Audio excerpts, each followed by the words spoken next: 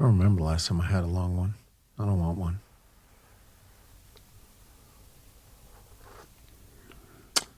Where is my scripty script? I almost know it. I'm so close. But I don't look at it unless we're here, so. Also, when I watch my other friends who podcast, they just read the shit right in front of your face like they're on the radio. It's not the radio. Don't do that. Gross. Ready? Sure. Welcome to Strategy and Solidarity Pod, the podcast. Oh, no, It's an act I don't like that one. of revolutionary defiance and a celebration No, of the please things start that over. bring us comfort, solace, This is not a and slow joy jam radio show. as we reclaim, I don't know what that voice is. Please stop it. as we work to reclaim our humanity together. I'm Carlos Kareem Wyndham. Oh, we're keeping that one? Okay, I'm Teresa Logan. How are you, my friend? How's your nervous system? I'm okay. I'm tired, feeling a little depleted. I don't think I've quite kicked this virus. Like, I've been back on my feet and living life like normal. It just is kind of dragging on a little bit I've been at like 90% better for like a week and a half now. And just would like to make that, transition to the full 100% back on my feet. Yeah. I kind of feel like I forgot how to live life while I was sick. Like all of my normal daily practices and habits and things that were feeling pretty good and flowing before I got sick. I'm like, I don't remember how to live life anymore. Like So what are the dishes and pieces? What are the laundry and like, practices? how am I supposed Okay. to do all these things again? Trying to make my So kids care about just school. the life stuff. And the state of the world. There's just ever more horrors to learn about without much immediate ability to change any of them. Yeah. Yeah, but I'm okay. How about you? I'm doing well enough given the state of the world. I think if I sing it, then it's fine. I think that's the lesson that I learned from The Sound of Music. If you sing about it, it's great. So That's not a bad strategy. yeah. Is that part of what was happening with Slow Jam voice just now? I don't know. I just was trying to. I don't know. I so came in confused. with a different energy last week. I figured we'd try another energy this week. We'll just keep seeing how it's going till we land on something. Okay. I guess I'm doing okay. I've been walking and exercising a bit, trying to accept the things that I can control, let go of the ones that I can't. Some are immediate, some are distant. All are prevalent. But what you gonna do? As you had suggested. But yeah, the world. Man, oh man, oh man, oh man, oh man. What stinky part of it did you look at on accident or on purpose? Well, we have family in Cuba, and the increased blockade and lack of any oil shipments or food and whatnot is taking a toll. It's interesting to look at the difference between like the inflammatory posts some people make about like Cuba has fallen and there's no more lights ever, and like things are very dire, and a lot of people are just still living their lives even though there are very extended blackouts, and they're more or less depending on where you are in the country, where folks different family members in different parts of Havana are having very different experiences of how many and how long blackouts are lasting, and they're still like mostly have enough electricity to charge their phones most days and communicate with us. And like you see the pictures of like people on the street still like hanging out, going around their business, and it's incredibly dire. And also I'm not sure where the those posts like Cuba has fallen or whatnot. That one was going around and got all kind of shares a couple weeks ago. And then like the next day, some Cuban Americans on a boat went and tried to like infiltrate the island and got shot and captured by the Cuban armed forces. So it's like, no, Cuba's not fallen. There's no lights. It's breaking down a lot of municipal services, but like... Slow down. Wait, whoa. You just blew past... Oh, you didn't hear about that one? No. What the... That was a couple weeks ago. Oh, my God. The Cuban Coast Guard. So who... Okay, so they shot and killed a couple they killed of... them? They shot and killed a couple of folks on the boat, and they took the other ones into custody. It was like a speedboat. Now, were they Cuban Americans? I don't think they were necessarily U.S. citizens. I don't remember all the details.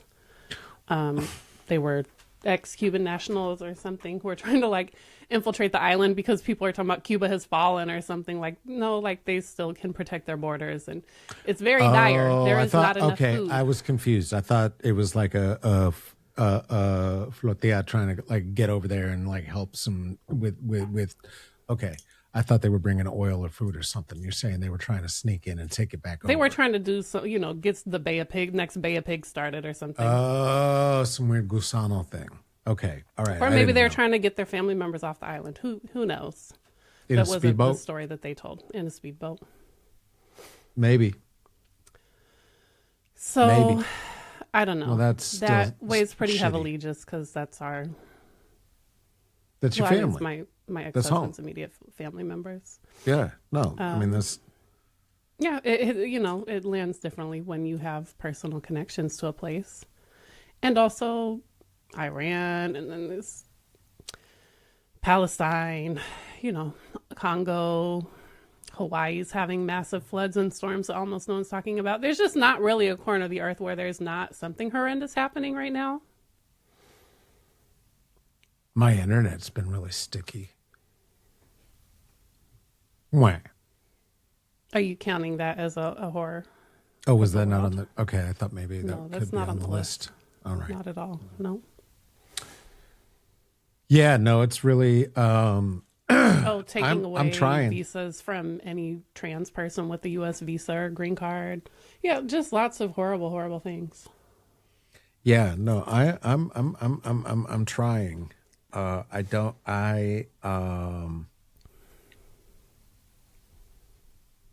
As you say, the personal attacks are the close to home attacks and the direct attacks feel very personal, very personal. And this whole idea that ICE can just take trans people and snatch us up off the street and do whatever the fuck is... I mean, we are talking about immigrants. We're not talking about U.S. citizens at this point. And it's important to just keep the most impacted centered of who. Oh, yeah. No. Yeah. I understand what you're saying. But like he said, hey, by the way, ICE, go get the trans people too. So that's disconcerting. That's not great.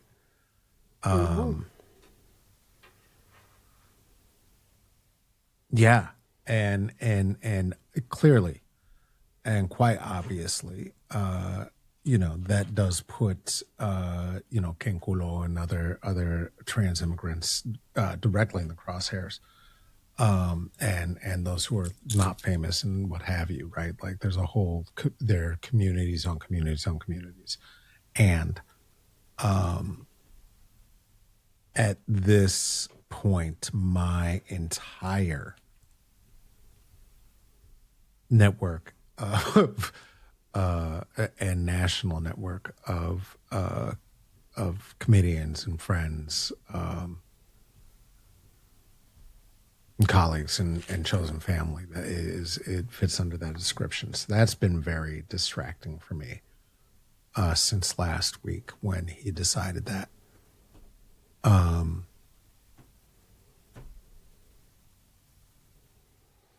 Yeah, it's just it's wild, and I know that ultimately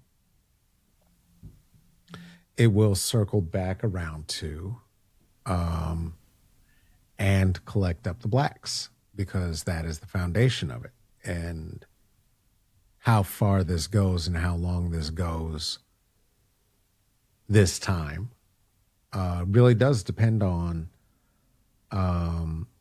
the awareness and the actions taken by white folks, by cis folks, and by folks who still have their status as citizens. I don't know what the qualifiers are going to be in short order because I don't even know who I'm talking about right now. Because I don't know who that describes. But whatever. Listen, hey, listen, hey. What are you drinking? Peppermint tea. How is it? Is it good? It's fine.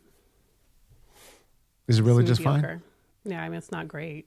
It's just peppermint tea out of a store-bought tea bag. Like, it's fine. It's keeping my throat managing. I was trying to make it. You're trying to levity. force a silver lining or something on me. I'm looking for a silver lining. It's just every day. I mean, my turn silver around, lining it's is I fucking have worse. lights. I have lights and hot water and plenty of food to eat. It may not be everyone's favorite food to eat as we are cleaning out the pantries right now, but there is plenty of food to eat. There's electricity and hot water, right? And so given how our family members are living in Cuba, like that for me is a very quick way to recenter myself in. I'm really fine right here, right now. Now, the fear of what could be or what's to come is very real.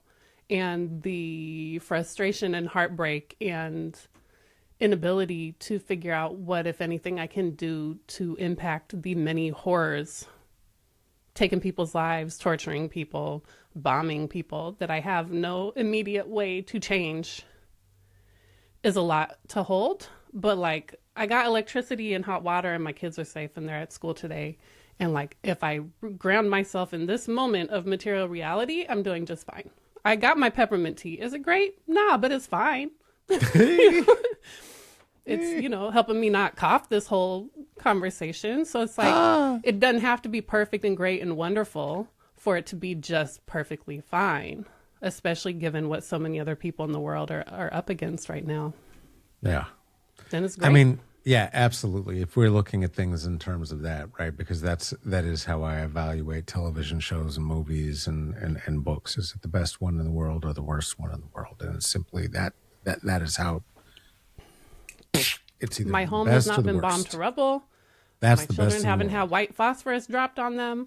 That's the best. We're not currently under siege and being starved. I still have electricity and drinkable water out of my faucet. Like I'm doing great. Best. Doing Best. BEST best. Yes. Nestle It's is the that very thing. best. Wait, not I was Nestle. thinking about- Nestle's trying to steal all the water. That's not what I meant. That just, you know what I have? Autism.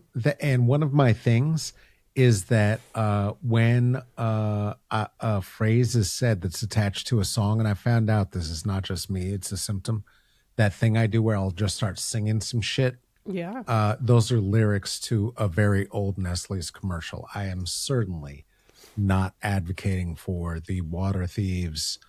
I was just thinking about Nestle as everyone was talking about Target last week. And like, I'm like, no, I will never shop at Target again. It don't really matter what they do. Did you see kind that of man hard to- apologize?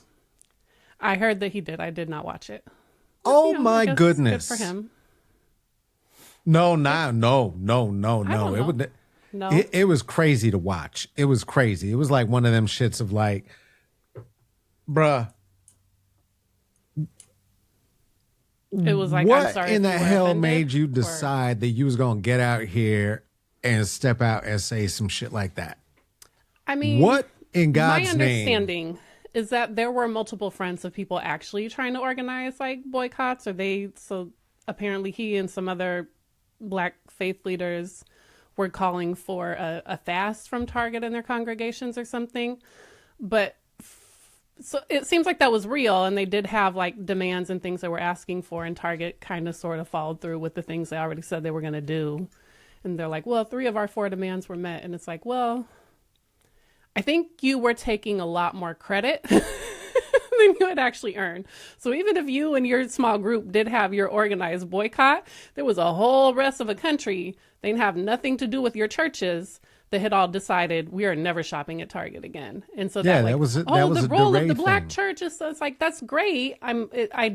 I'm not trying to take away that they probably did activate their communities and were trying to lead something and were No, for negotiating sure, in for advance. sure, for sure. You But like started. You were part that's of the not fire. who I was but following. I was no, just like, you rolled over on DEI. You were the first one after all your rainbow capitalism and trying to profit off being the one selling all the black owned businesses stuff and your black Santa and Target and whatnot. And you were the first one to roll over on DEI after he got elected. took When it mattered the all most. the queer shit is gone. In the most all important the queer moment. shit is gone. The first They one to used roll to- over, you are dead to me forever. For the new gays, they used to have all that rainbow shit for the kids. Yep. It's gone. Like, nah, no, nope.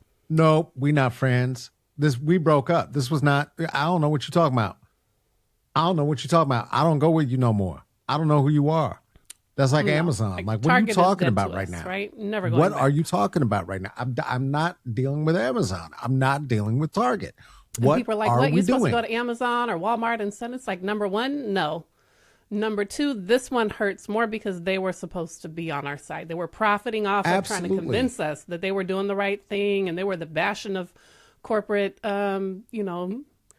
something at least as meaningful as DEI and maybe more. They actually were investing money in communities, and then they were profiting a lot off of all of that. And for them to be the very first ones to roll over, Yeah. that betrayal, that's a betrayal. That's not just a corporation doing awful corporate evil shit like they all do. That was like a betrayal. And so it's like, that was not a boycott about, until you do this, I won't shop there. That was like, you're dead to me. And you could go hang out with Kmart somewhere where, corporations go to die, because I will never set foot in a Target again. Well, so that brings to mind for me this question, right? And you and I have talked about this quite a bit, and we talk about it in the work that we do, and it's a question of strategy and solidarity, and then that movement, and in the movement that we're building. And shout out to the folks who came to the last Ask Me Anything. It was very, very impactful. Thank you for being there and being a part of it.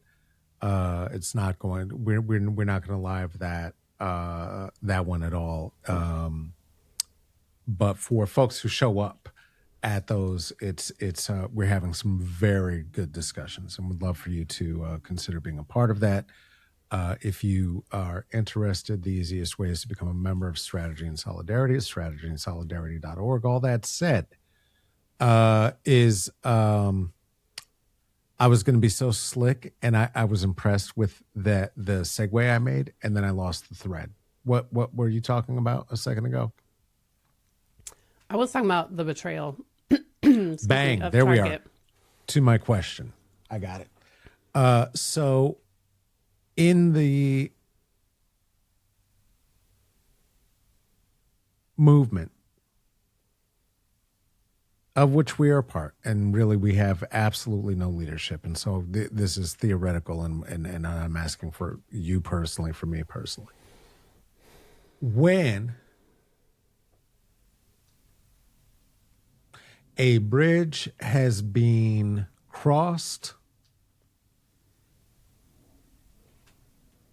or burnt, whether by you or in betrayal, as with Target, which ultimately is a corporation, and it does hurt because as we learned, corporations are people, my friend. But when there is a betrayal, whether it's personal, whether it's corporate, whether it's whatever, right? Is there a point? Where is the point that we work to reconnect and rebuild, and or make space for healing? I don't think we're there. I'm not asking for it. I am not trying to be With some Target Pollyanna. No, or no, with no, a not human? with Target. Not with Target. Oh, okay. Just with that position, the of which you spake, right? Because I come from there quite often, right? Oh Like, yeah, oh, you with fucked it. humans, I I'm don't. done. I mean, it's boundaries, but just real quick to circle back because you started talking about Nestle, and that's what took me to Target. Is Yeah, because yeah. I don't know if were you boycotting Nestle for a significant portion of your young adulthood? Was Oh the yeah, Nestle no, boycott a thing? I don't fuck with Nestle. I Oh yeah, haven't. me neither. No. My mother told me we were boycotting Nestle in the late '80s, early '90s, whenever it was, and I've never bought Nestle on purpose ever in life. That's Yeah. another one of those of like, no, the atrocities are too egregious. I will never purchase from you again. I do miss Nestle Crunch. Those were good, but it was mostly that there was Rice Krispies in it. Their chocolate is shit, but Yeah, that's all of it. With the corporation, and it's like it's not like there's good ones out there, Ben and and so it Jerry's becomes isn't hard when bad. you. Okay, sure. I mean, they're not Give me Ben bad. and Jerry's. I mean, the ice cream's not fantastic. It is real ice cream. They really are about the movements, and you cannot be a national conglomerate. Do they still own themselves? Oh yeah, yeah, yeah. They're still majority owners, but you can't be a national conglomerate and not be contributing to the shittiness. Like it's got to get carted around. It's got to get mass produced. Like the cows are not great for the environment. Like it's great to have the dairy ice cream if we're gonna have it, but also that's bad. And so yeah, you're right. I take it back. Never mind. Nothing. You were saying. I mean, I think there are ways to be a ethical business contributor to society. Once it gets to board of directors and our only goal is to maximize profit for shareholders, then it's over, right? There's nothing good there. I do think there are people who work hard to think about how to have integrity, but most of them roll over when the money gets high enough. Like all of these people and their AI nonsense talking about, oh, we're doing it for the good of humanity. Well, I'll have universal basic income and no one will have to work anymore. And that's like, actually, no, we're just going to let drones assassinate you anytime the government feels like it. And probably half the time our targeting information is going to be incorrect and we'll kill a lot of innocent civilians, as they're doing in Haiti and all those school children in Iran. Yeah, the guy who was supposed to program the murder robots just quit and said, "Hey, they're making murder robots," and I saw, and they look like the Terminator under the skin. So that's not good. I don't know about that one. I'd heard about the drones in Haiti, like 1,200 people they've killed in Haiti, and a lot of them have been children. Yeah, no, it was a Who white happen to be guy in the who proximity of the gang, whoever. Yeah, it was one of the white guys who was one of the programmers at that place in MIT where they're building all them shits that they show it to the people and they try to make it look cute, right? It does flips and like jumping jacks. It can dance. It can climb upstairs. It can open doors by itself. It can do anything. It's going to be fantastic. It's going to be your robot in your home. And then he was saying, hey. But they wanted me to program it to be a murder robot, and I don't want. That seems bad, and so he quit. Good for him. Yeah, and he told. So, corporations, I don't know. There's no there's no ethical consumerism under capitalism, and at some point you have to feed yourself and clothe yourself and do all these things. So it gets very challenging, unless you want to like homespin all your own. Have sheep and like nobody has the resources either to be like homesteading in this colonizer fantasy of like deriving everything you need from the land, because you need a lot of land to make that happen and a lot of time and a lot of expertise, and like most of us don't have any of those things. Yeah. But with people, to come back to your question, with people, I mean, I have a lot of space for people if there's willingness to engage and be accountable for past behavior. I think it's for me I don't know how many people there are who I'm like, I will never speak to again. You know, you're dead to me. That is not my, as a Pisces, it's not my general go-to with other human beings. I find it more effective to just think about boundaries and what kind of boundaries I need to hold. There's some people I can be like, I wish you only the best things in life, and I'm probably not going to ever intentionally talk to you ever again.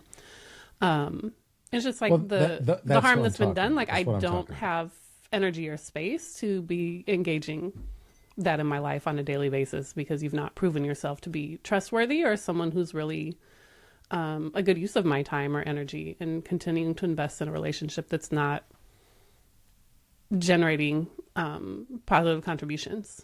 Right. That's just so what is that point? How do you recognize that for yourself? What is your boundary? I guess I'm asking. And in this case, we're talking about politics, right? So let's just stay there. What is your and you're talking about race, you're talking about Cuba, you're talking about immigration, xenophobia, all the things. For you on the personal level, right? Because obviously, the people in our day-to-day lives are not the arbiters of immigration and the laws around these things, right? These are actual just people in our lives. For you, day to day, and I'm wondering because I'm reflecting on the same questions, right?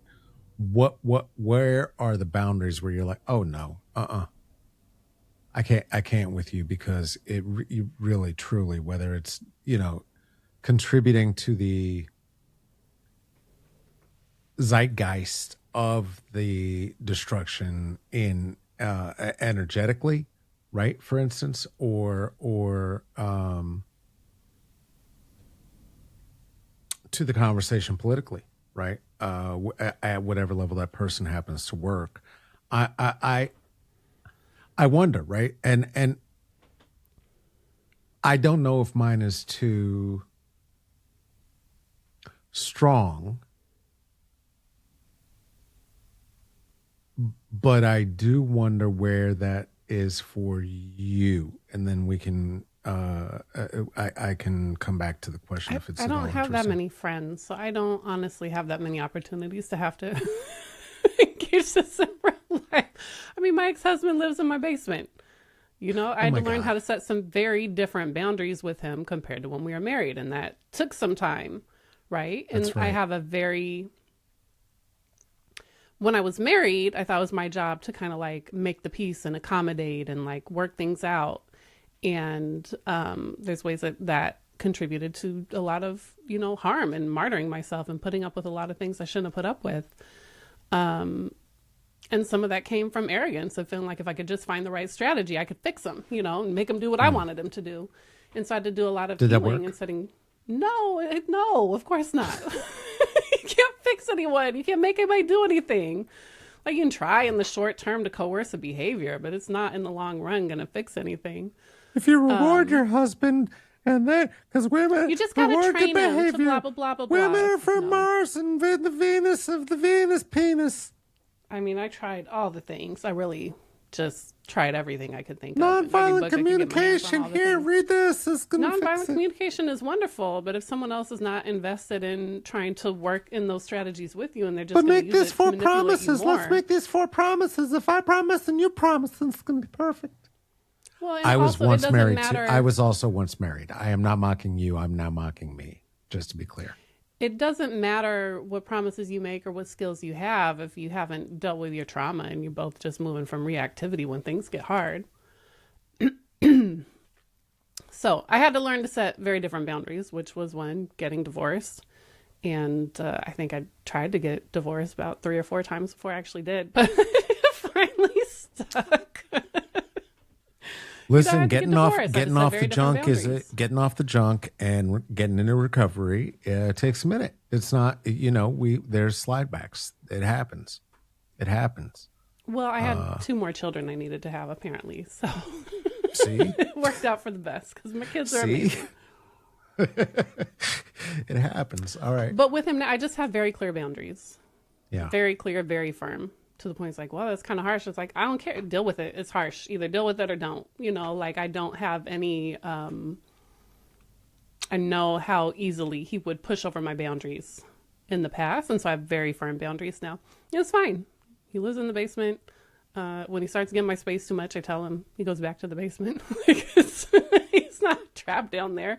He comes up, he buys some groceries every now and then. He's got a lot more time to hang out with the kids and engage with them, which has been, I think, good for their relationship overall.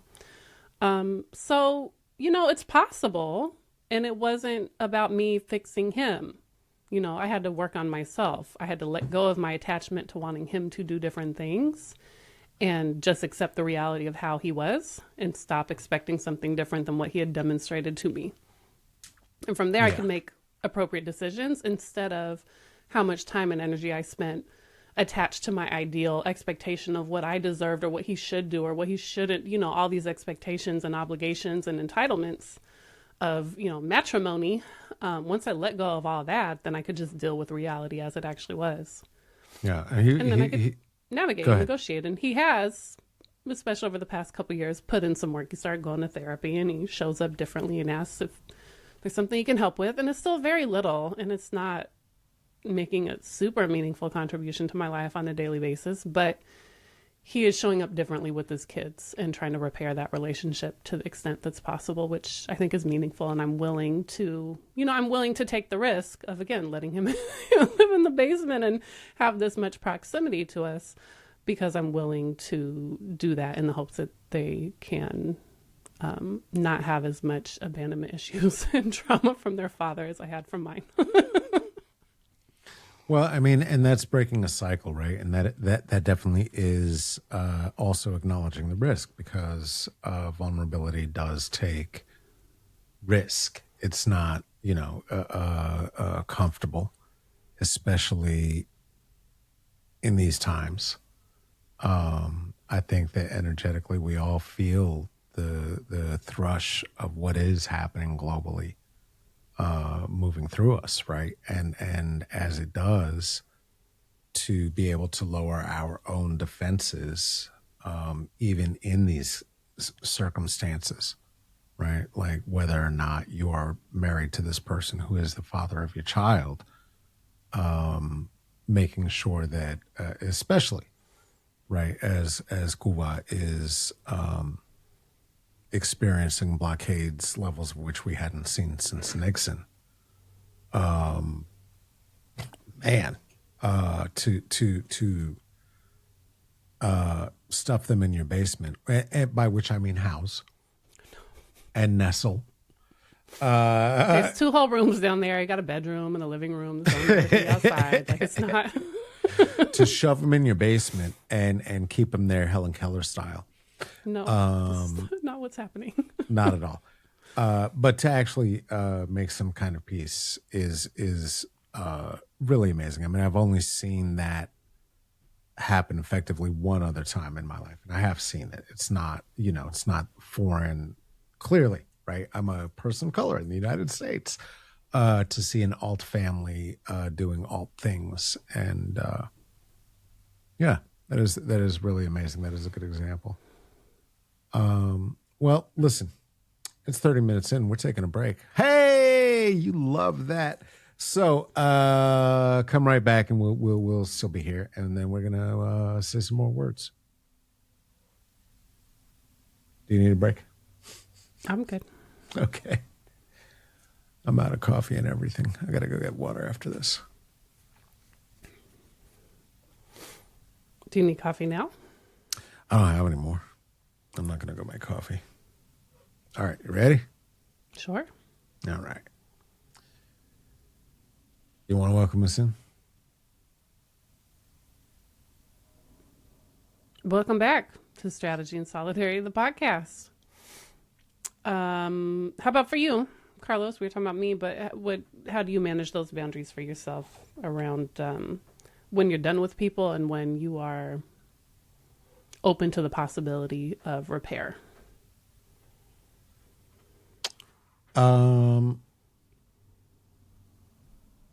I mean, it really does depend on, of course, proximity and relationship. I know that when it gets there, that the clarity for me around particular moral boundaries is such that I am able to just be done if it gets to it. And that doesn't happen very often. I will give every indication to a person before we've crossed that line. I will say, hey, we're getting really close to that line, and I got to tell, and I'll Like, express what's what the the line? issue is. Well, it depends on the circumstance, right? It really does depend on the circumstance. I mean, I am zero tolerance when it comes to somebody's Trump alliance, for instance. I'm out. I'm out. I'm out. There's nothing you're able to say to me at this point, Are these people especially if in you're. like real life or people on the Oh, internet these are real motherfuckers. This is actual living, walking, breathing people that you've that had personal I have conversations, to. like that you You see in the please, real world? yes, I am telling you yes. I am telling you yes because I have a living parent who is one of these liberals who believes in reaching out and having a beer or having a whiskey or going to a dinner party. And well, this one was a With MAGA supporters? uh-huh Oh.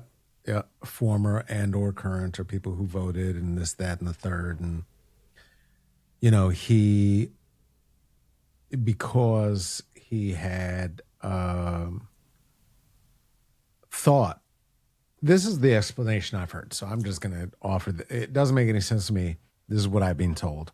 I'm going to repeat what I've been told by my elder who birthed me from his balls. That the reason he is a registered Republican was to, in the 70s and forward, be part of the primaries to block the worst of the candidates, and then has voted Democrat every national and local Republican every local and national election. When he ran, because he was registered as a Republican for some, I don't remember now, state rep seat. He and this is in the very early 90s now. He had to be in that party because he was registered. He'd been registered there, and they had his fucking, hey Thomas, would you please? Oops, I said his name. Okay, well there it is. Hey Thomas, would you please run? And you go in the history, and it's like, oh, he's a Republican now.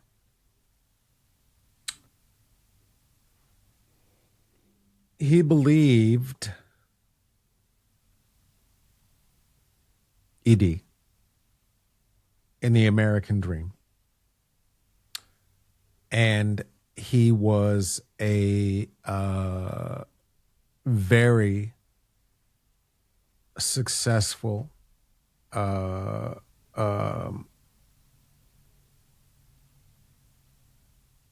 person at securing a middle class existence for his family and for a large family. And part of that certainly was everything that came out of the economies and the moves forward in affirmative action from Carter forward, right? Like it was huge, and it mattered deeply.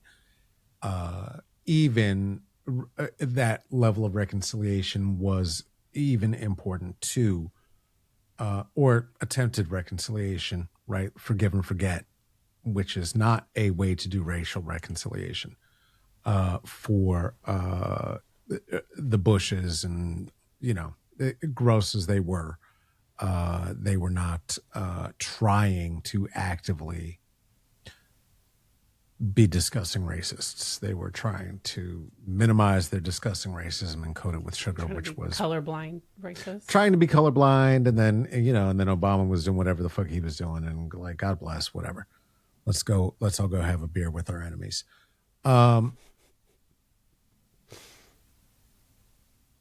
So yes, that I am aware of the political positions of some of the people on my father's block that go in that direction with whom he associates. I do not, will not, will never. Absolutely not. Abso-fucking-lutely not. You cannot make up for what has happened. I'm sorry. You will not go to their Deal with house, them. say hello. I will not Invite them speak over to. for I don't dinner. know their names. I will not be there. I don't Are know these them. people you had a pre-existing relationship with any kind? Or I they're have just like no. neighbors? I have no idea. He says I did. I don't know who they are. And I'm not trying to be like an asshole. I mean, clearly I would be an asshole, but like I honestly, I don't remember their faces. I don't remember their names. I'm sure that I had been introduced to them at some point in my adult life, and I will go out of my way to make sure that I never utter another word to them again, if I can help it. And I certainly don't want another word from them. I cannot have an engaged relationship with anyone with whom I am aware they have been actively working to ensure that society is structured to work against the interests of myself and my child. I can't. There's nothing I can do for you. There's nothing I can do for you. And I know that even in what I described, right? Like, as you can imagine, given how, what do they call us? Max left or whatever the fuck we're supposed to be. I refuse to follow any more of their narrative.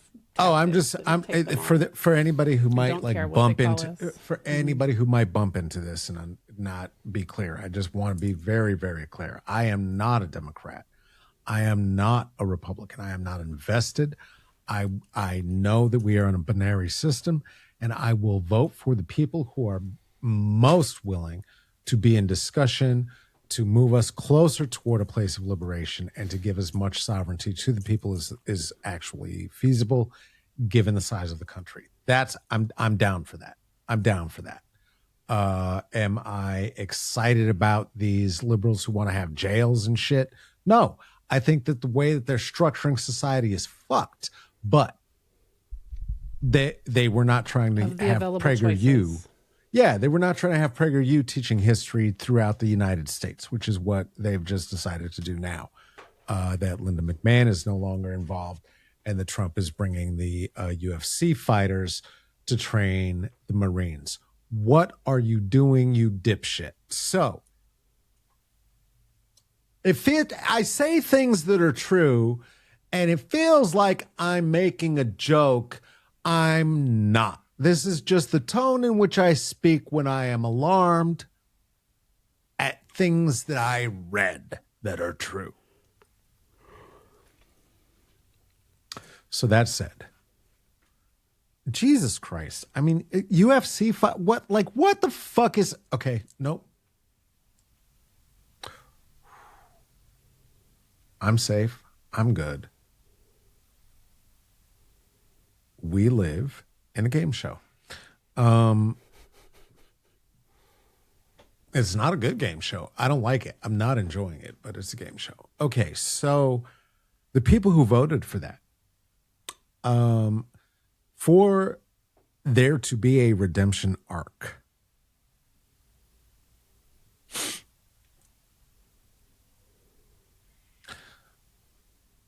a poll that says, I don't like it,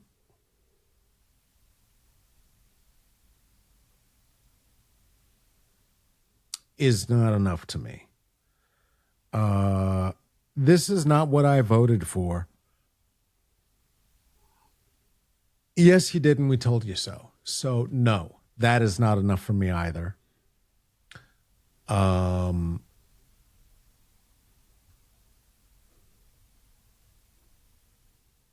need to see some volunteer hours on the table, unannounced. I don't want any flags. I don't want any little dumb signs about who's allowed in your house. I don't want any welcomes to anybody for any identities. I don't want to know. Fuck your bumper sticker. I'm talking about go fucking feed the poor. I'm talking about go feed the unfed. I'm talking about go spend some time volunteering for children. I'm talking about donate to leftist causes through the Middle East, and to donate your entire estate to the NAACP when you passed. If you say something like that, maybe we can have a cup of tea. But I'm not sitting down for alcohol with you, you fucking fascist Nazi fuck. Fuck you. I'm sorry, you voted for Nazis. Fuck you. I don't understand what's happening. I don't get it. I saw Raiders of the Lost Ark. I know what the rules are. Punch the Nazis. What are we doing? What are we doing? What are we doing? I do not understand this shit. And I don't have grace right now. I wish I did. I felt like I did when you were talking. And it seemed like maybe I did. But nope, I don't. Well, I think it depends on for who. I mean, and it's I don't whoever think there's any embodies reason that, random, right? Whoever your dad's random MAGA neighbors aren't the people who are most needing of grace in your life. Right. Or my MAGA cousin, right? Or my other MAGA cousin. Like, no, I got nothing. Or my other one. I got fucking nothing, You got bro. that many cousins? I got nothing. But listen, I am not a big family person at this point. I had a big family. But I can't. Because the bigger they are, the harder they fall. That's about family, right? The bigger they are, the harder they fall. I think that's about families. I think so. I thought it was about mega families. Oh yeah. That's right. That's about David and Goliath and the slingshot. David, who? Listen, I don't want to follow that story either. That's not what I'm doing. I'm not sure where this conversation started or where we've wound up, but the bridge is burnt. The bridge is burnt. The bridge is burnt. The bridge is burnt. If you Target, will never shop there again. You voted for Trump, Carlos will never speak to you again. I can't. I cannot. It seems fair. I cannot. It seems fair. There's plenty of other people to focus our time and energy and attention on when we have really divergent strategies and perspectives within the coalition of people who are on our side. I don't think we need to spend a lot of time or energy on the folks who are opposed to us. We are the numeric majority, right? But we do not move as a majority. And so it's, I don't know. I just keep coming back to, I don't know that he won that election. I think there was probably tampering. He spent all that time yelling about the election was rigged because he was rigging an election. He just, the projection of what cheaters do, and they accuse everyone else of cheating. So I don't know how much it's worth arguing a lot say all their shit about the last election between liberals and leftists, because I don't know that it matters. I know that electoral politics is not going to fix everything, and it can mitigate harm if we can turn the tide. The folks who just say burn it all down seem to have very little care or concern for who's going to be most impacted. As we're seeing right now, the folks most impacted are not the leftists. It's the immigrants who are being rounded up by ICE. It's trans folks having their licenses revoked in Kansas. Like it's disabled folks who are no longer getting access to the services that they need to survive and live their lives. So it's like that willingness to just throw other people's lives away so you can get what you want is where I struggle with people who are on our side. Like, sure, theoretically, burn it all down, but it's like, but the people who are going to pay the highest price for burning it all down are the people who have the least responsibility for the mess we're in and the lowest amount of resources to survive the catastrophe and collapse. The people who will best be able to survive it are the billionaires who have their bunkers and storage. And, so saying burn it all down without any plan for what we're building on the other side, I don't think is super helpful. And it's like a, suicide death cult or something, but it's other people's deaths that you're. Oh yeah, no, I'm not with them provoking. either. I'm not with them either. Let's be clear. Like it's not burn it all down, but I will burn this bridge and make sure you can't motherfucking cross it to get back to me again. You know what I mean? Like that's a different thing. I don't burn bridges for the How do you purpose know of you're like, not going to need to go back to the other side of that bridge someday? if there are Nazis there, I don't. I'm not talking about Nazis. I was talking about people on our side where we have conflicts and differences of opinions. Oh. Well, That's because I where, don't like, burn when we bridges. did. I don't burn bridges with them. Well, and that's the thing. I think one of the things Anymore? that's difficult about, well, not with the left, really. You used to burn bridges at every possible turn. Like With it the was left? your primary strategy with everyone in your environment who you did not agree with. You're just like, well, burn that bridge. Burn that bridge. No, with liberals who don't know where they stand and the people who are vacillators. Listen, People you used to work with. People vacillators aren't my jam. Vacillator. No, listen, people who've abused me or their relationship with me, and cannot come to terms, or after, and I will say it, I'll say it to a person, like, nigga, you use me like a library. Like, I don't understand exactly what the fuck we doing here, or how that makes us friends. What's the deal? And then to not hear anything reciprocated after that, it's like, okay, well, I'm not burning the bridge. There's no bridge. Like, and you're not doing anything to build one, so fuck you. I'm out, right? So I'm not going to light that cavern on fire, obviously, right? Like, that is somebody who, like, hey, listen, if we need to work again, I will, because shit's going to go bad. I will library for it. I will give information. I will share information. But I'm not your fucking resource book. I'm not your encyclopedia. Okay? So, like, we don't do this anymore. And we don't need to pretend. I mean, we can be cordial, but don't act like we're buddies. We're not, right? And that kind of discovery, that's a betrayal that I don't like. I don't like that kind of betrayal. That does hurt. Okay. I will, and definitely then, yes, you are correct.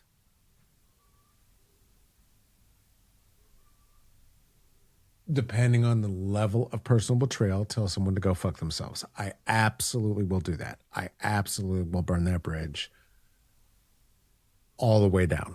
I absolutely will. Here's my deal when it comes to that. My deal. Now, this may sound petty. This may be petty. I don't know. Please tell me. I think I do know. I think it is. Hold on. But here it is anyway.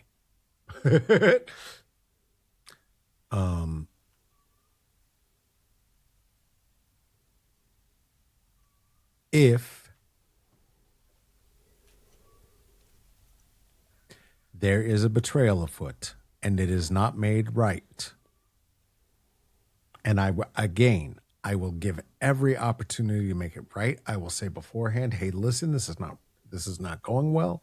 I need it to go a different way, or I need us to step away, or let's make a choice here.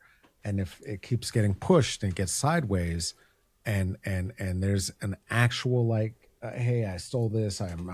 Hey, fuck you. Hey, you're not queer enough, black enough, whatever, to live in the world, whatever whatever the guy, you're qualified enough to do your thing.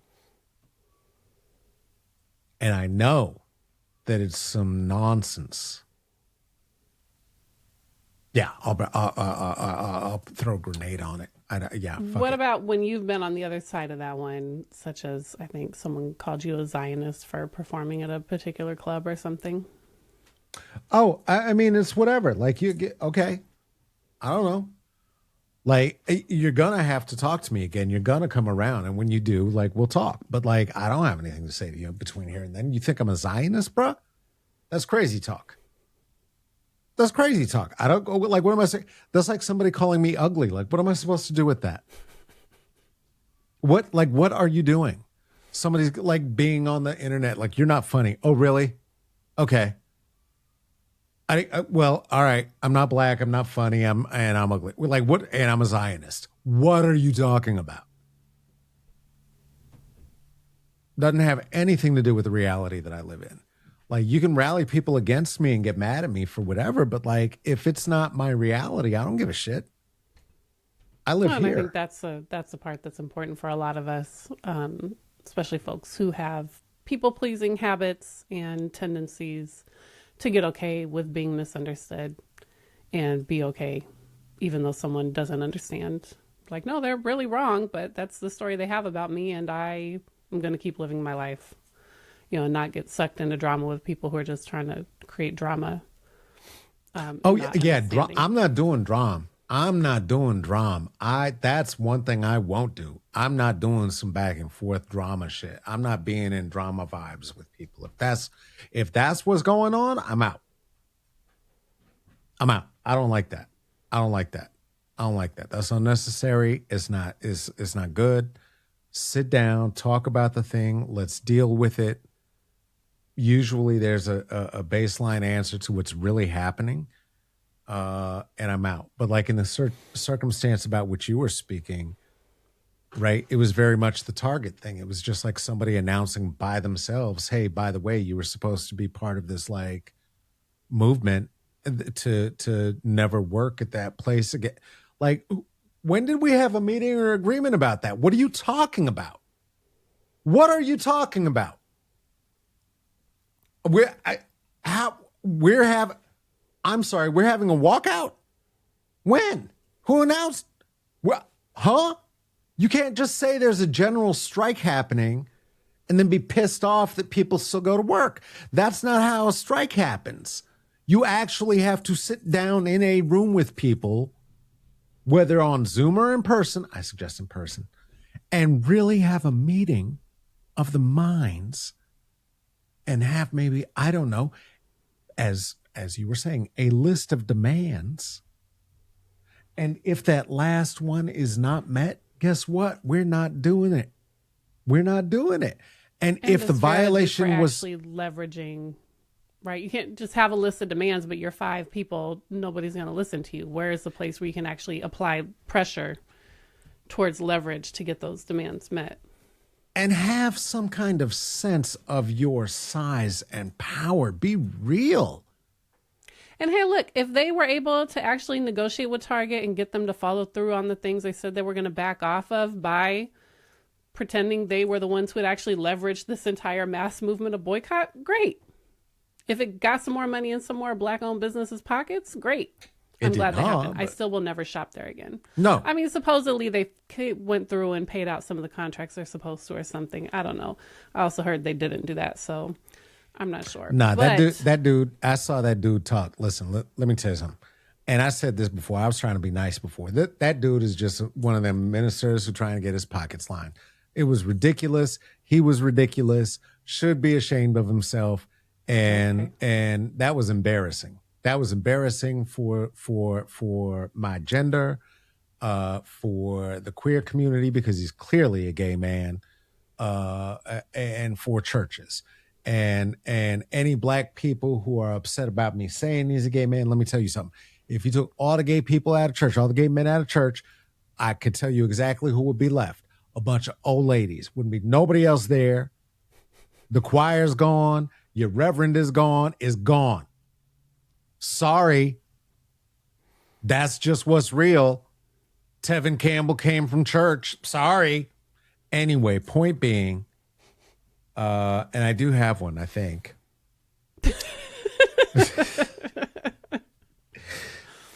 Woo, I was having flashbacks for a second. I'm sorry. Yeah, no, seeing that man get up there and do that shit and take credit from those women and then tell us all, let's go shop at Target. I'm like, what white person is trying to put money in your pocket, nigga? What is happening right now? That's you gross and transparent.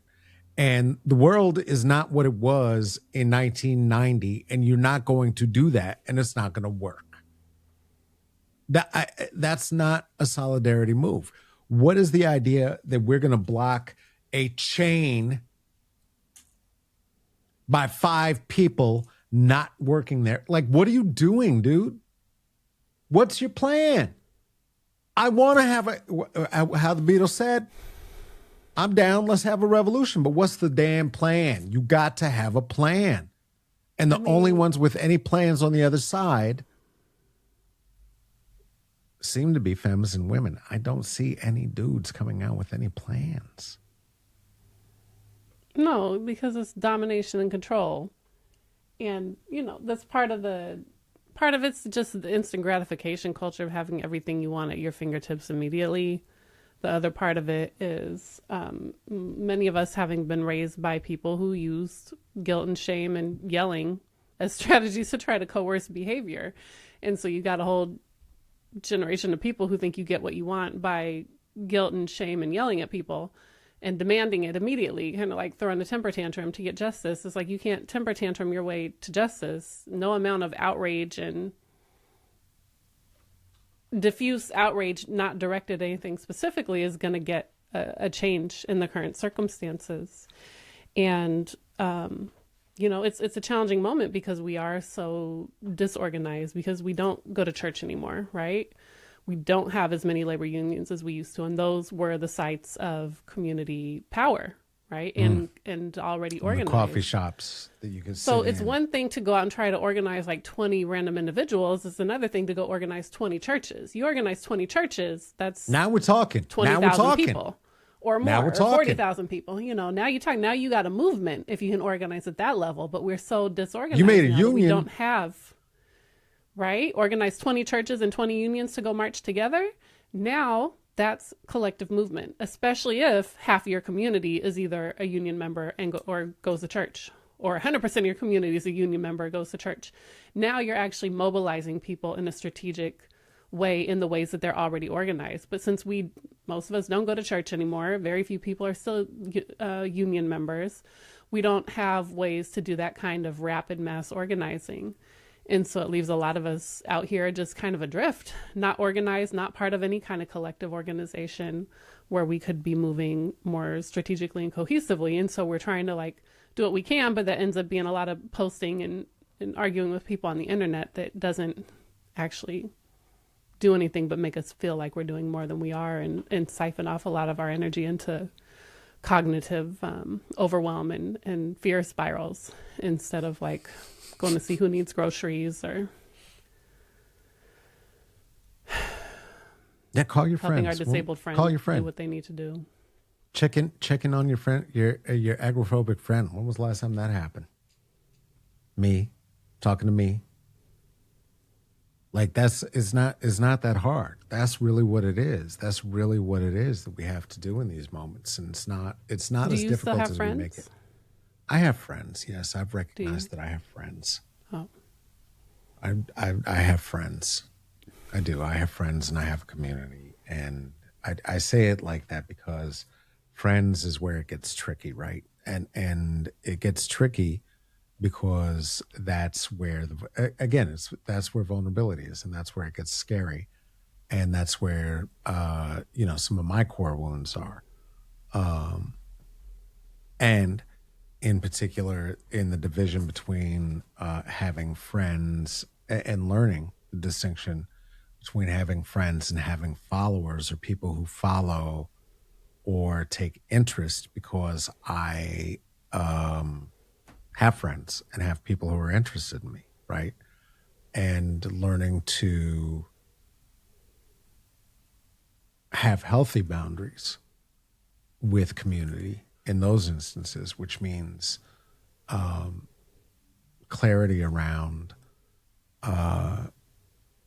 knowing that I can say comfortably that the people who are in community are the people who are in community. They are associates. They are people who I've met. They are figures in the community to one level or the next. But within that, there is a smaller nucleus and a yoke around me that I have built, and I have had the privilege of investing in the relationships of friends. And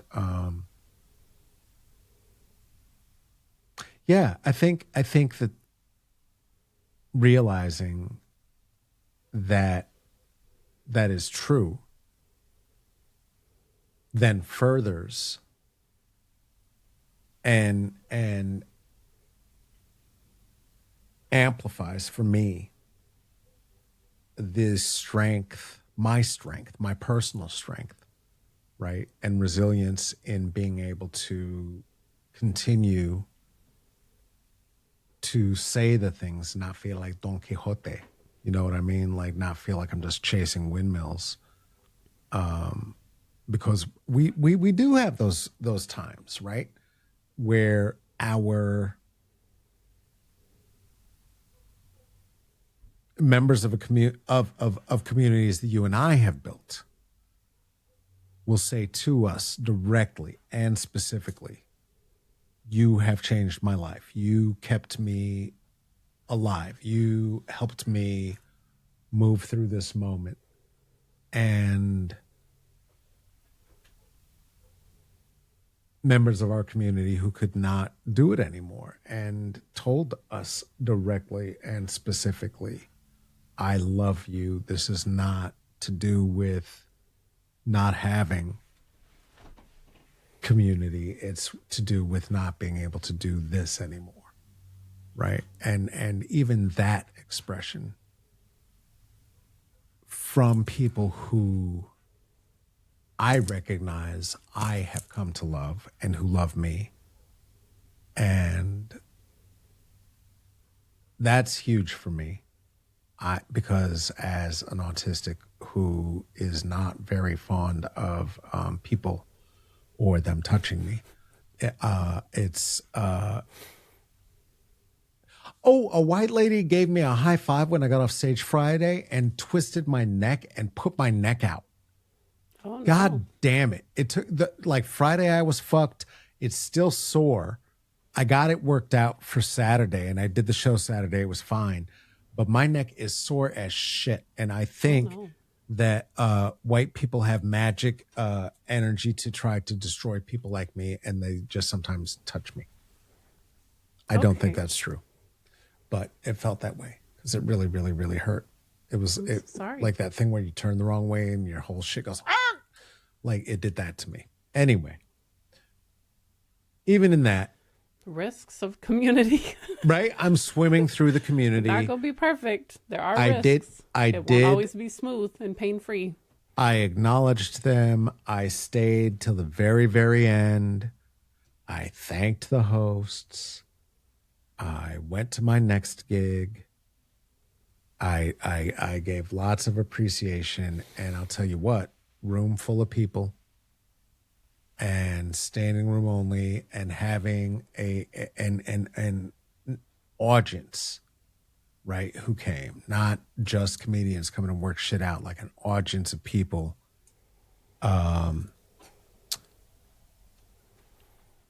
It really has helped me to maintain my own resilience and strength in this, as I say. And the feedback loop suggests that I and we are doing the same. and I say I and we because this is another island of that community, and the expansion of these islands into a forest or an entire continent.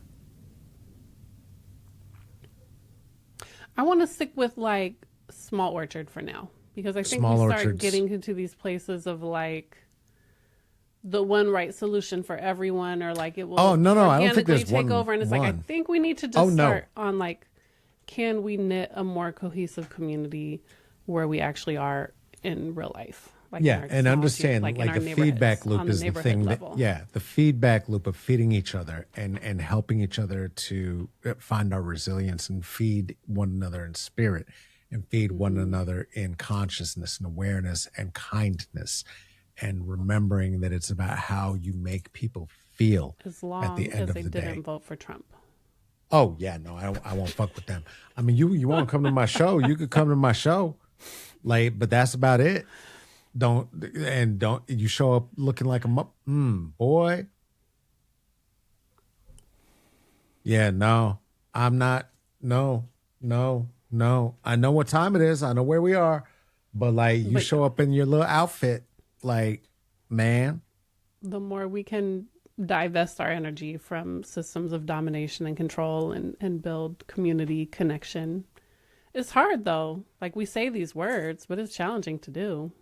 It is. It I is. think that's why we have to like start small Yeah. and keep our goals realistic so that we're not getting to this place of grand, delusionary Grandiosity, visions and just be No, like, but can you absolutely. organize your block?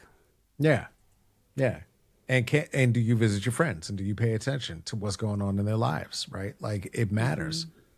It matters because people have things going on in their lives that have to do with Trump starting whatever world war we're on at this point. I don't even How know. much time did you used to spend on the phone, like in college, early adulthood days?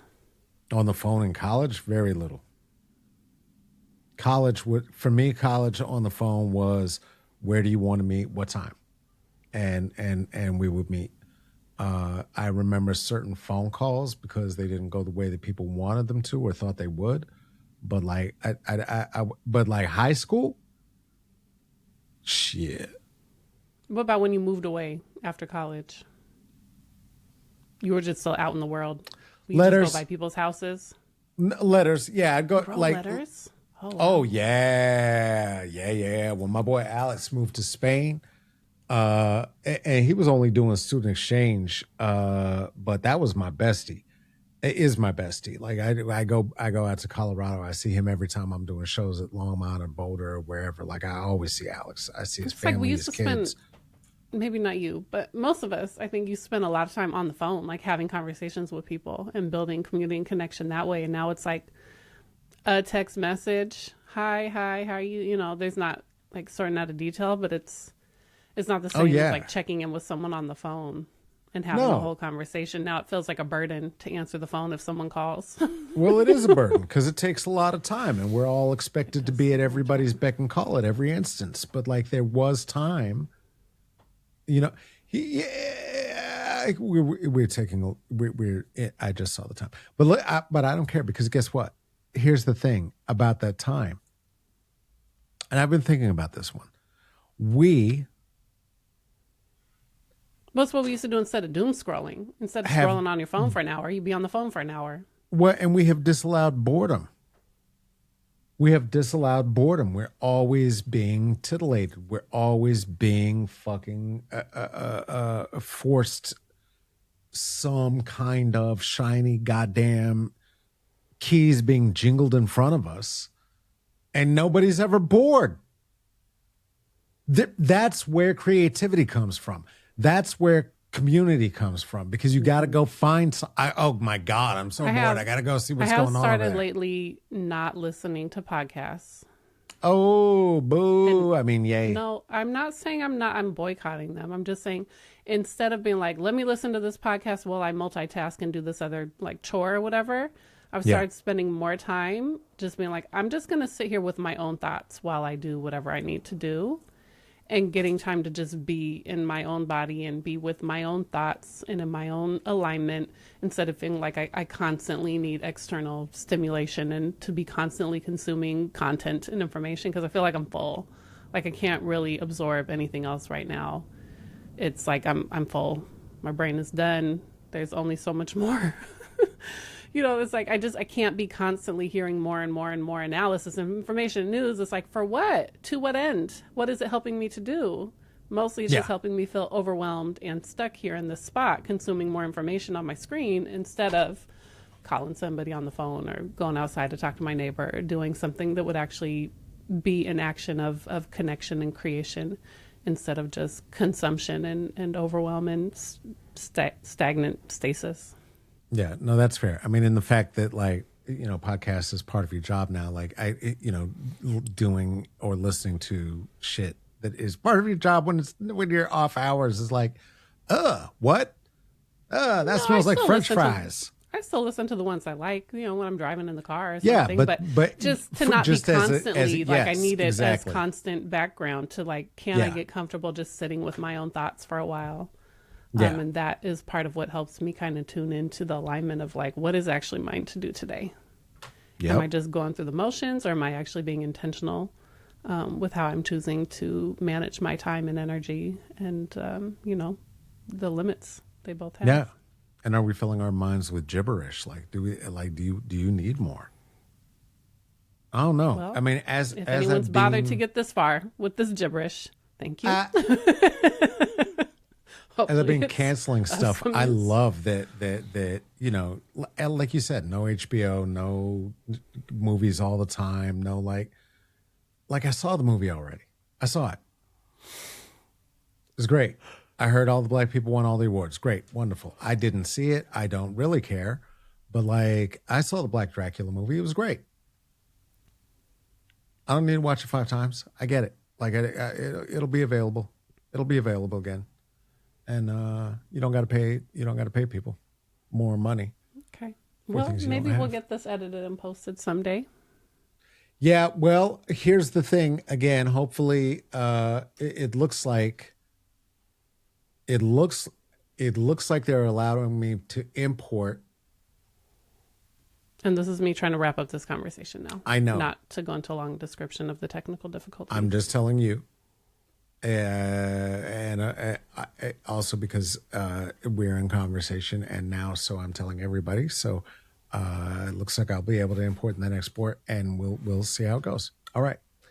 All right. Because importing and exporting is my job. I like to import and export, and the tariffs are making it hard. What are we talking about?